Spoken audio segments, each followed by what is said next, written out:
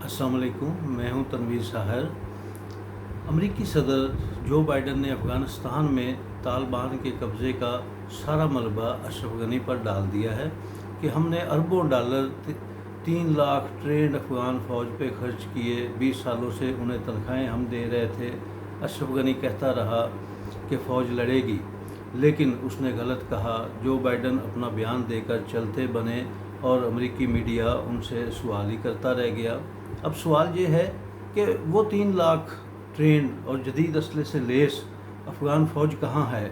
उसे ज़मीन खा गई या आसमान निकल गया? बात इतनी सीधी नहीं है जितनी जो बाइडन बताकर चलते बने और किसी सवाल का सामना नहीं किया जो अमेरिका में उनके अंदर अमेरिका में उनके ख़िलाफ़ उठ रहे हैं। ख़बरें आ रही हैं कि इस अरबों डॉलर की करप्शन में अमेरिकी लोग भी शामिल हैं। उन्होंने भी इसमें हिस्सा डाला है। इस करप्शन में उन्होंने भी अपने हाथ इस अरबों डॉलर पे साफ़ किए हैं। ये कैसे मुमकिन है कि वो अरबों डॉलर अशरफ गनी को दे रहे हों और अमेरिका की एजेंसियां, उसके अदारे इस बात से बेखबर हों कि अशरफ गनी ये सारी दौलत, ये सारे डॉलर फ़ौज पे खर्च नहीं कर रहा बल्कि अपने महल में जमा कर रहा है? ये कैसे मुमकिन है? अमेरिका एक सुपर पावर है, उसकी इंटेलिजेंस, उसकी जो भी सिक्योरिटी है वो इतनी वीक तो नहीं हो सकती। और रूसी मीडिया की अगर हम बात देखें कि अशरफ गनी फ़रार होते हुए अपने साथ ये दौलत 4 कारों में और एक हेलीकॉप्टर में समेट के ले गया, और उसमें कितनी दौलत आ सकती है? 4 कारों में कितना पैसा आ सकता है? डॉलर भी हों तो कितने भरे जाएंगे उसमें? बाकी का पैसा कहाँ है? बाकी के ये अरबों डॉलर किधर हैं जिनसे अमेरिका एक सुपर पावर ऐसे ही बेखबर रहा?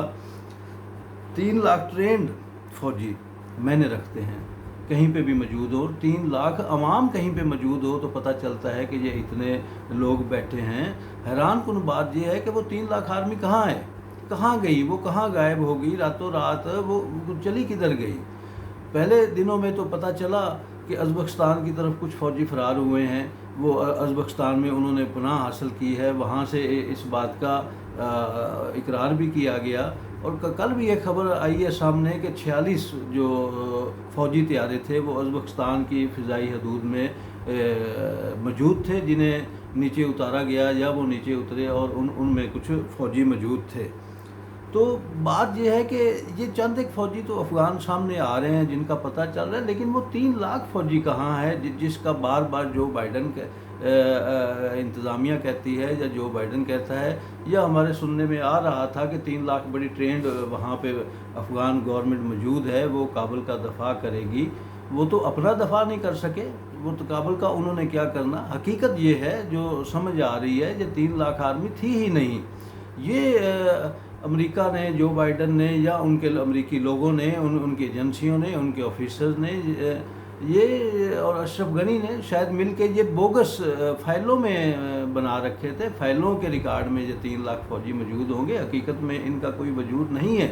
इनकी तनख्वाहें आती होंगी, इनका असला, इनका रहना, इनका खाना पीना, इनकी ट्रांसपोर्ट, ये पैसे आते होंगे, वो सदारती महल में जमा हुए होंगे।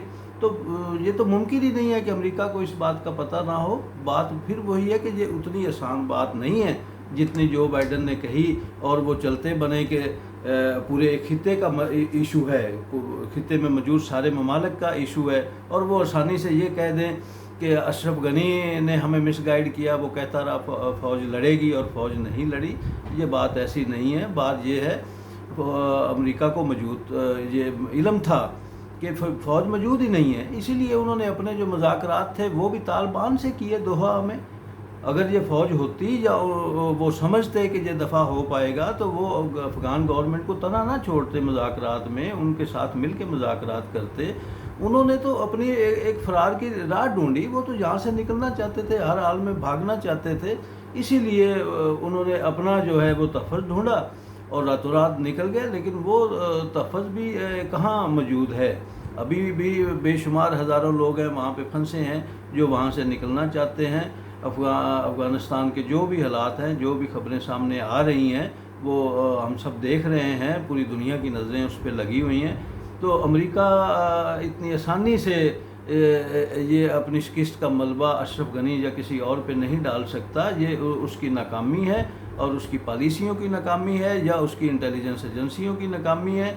یا پھر یہ اس کے سپر پاور ہونے کی ہی کہہ لیں کہ ایسے جو حالات ہیں اس سے پھر نظر آ رہا ہے نا، طالبان کی حکومت ان کے علم میں آئے بغیر یکدم قائم ہو گئی، ان کے خواب و خیال میں نہیں تھا کہ اچانک ایسے کابل پہ قبضہ ہو جائے گا، تو پھر وہ سپر پاور کس چیز کی ہیں؟ اس سے نظر آتا ہے کہ ایشیا میں جو طالبان کی ایک اسلامی حکومت بننے چلی جا رہی ہے، چائنا نے اسے تسلیم کرنے کا اشارہ دے دیا ہے، اور 1996 میں بھی جب طالبان آئے تھے تو اس وقت بھی سب سے پہلے انہیں سعودیہ نے، متحدہ عرب امارات اور پاکستان نے تسلیم کیا تھا۔ اب بھی چانسز ہیں کہ یہ خطے کے ممالک ان کی گورنمنٹ کو تسلیم کر لیں گے، تو اس سے ہم سمجھ سکتے ہیں کہ ایشیا میں جو سپر پاور کا ورلڈ آرڈر تھا وہ بھی اب تبدیل ہونے جا رہا ہے۔